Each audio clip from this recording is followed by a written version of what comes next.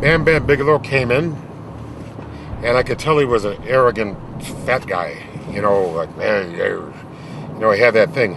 And I'm just not impressed. I've seen too many of it. I've seen it all. To me, he was an ugly fat man. Okay? And nobody likes fat people. No, it's not. It's not that. It's that. It's that I don't think he had much to be. I mean, Rene Dupree at least had something to be arrogant about.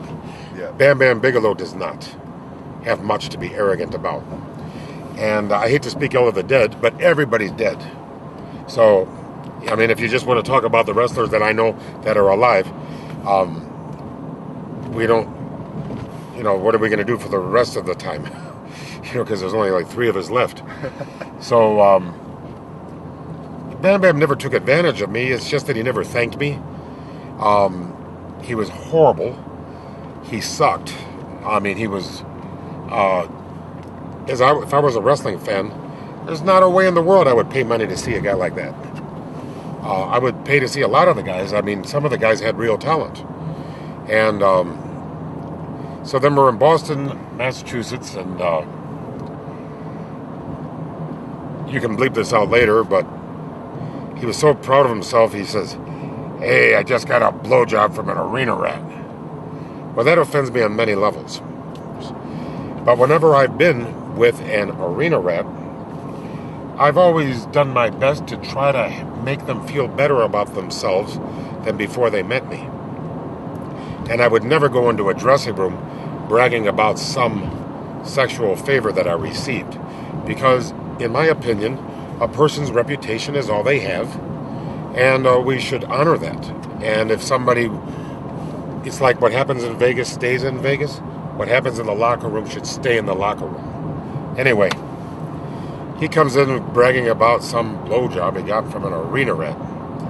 So he said it in front of about 15 people in the Boston Garden. So I stood up and I said, "Did you keep the receipt?" And he said, "What? What do you mean?" I said, "You are a very ugly man. If you got a blowjob from an arena rat, I imagine you must have paid her. I hope you paid her something." He says, "Why, what do you want?" And he bowed up and ready to fight me. And I said, "Vince McMahon isn't here to see that I lose this time, fat bastard. And by the way, say goodbye to your knees." And he sat down, and the boys all laughed at him because by that time he had alienated everybody in the place. And Andre the Giant in Madison Square Garden beat the hell out of him. And as usual, the fans didn't understand it, so they all went for popcorn. In other words, who really got beat was the fans that expected a great match and instead saw a shoot fight can be more boring than a wrestling match a lot of the time. Oh, yeah, shoot fights are always boring, aren't they? Unless they're exciting, which are very rare. The highlight reels are exciting.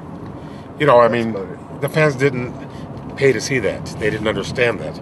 They went to the popcorn, and it was like, they even booed it, boo. But it was basically Andre just covering Bam Bam like a blanket, and that's alliteration for those of you that are into it.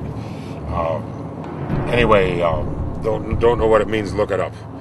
Okay. Which I don't. Okay. Bam Bam Blanket. 3 words that start with B.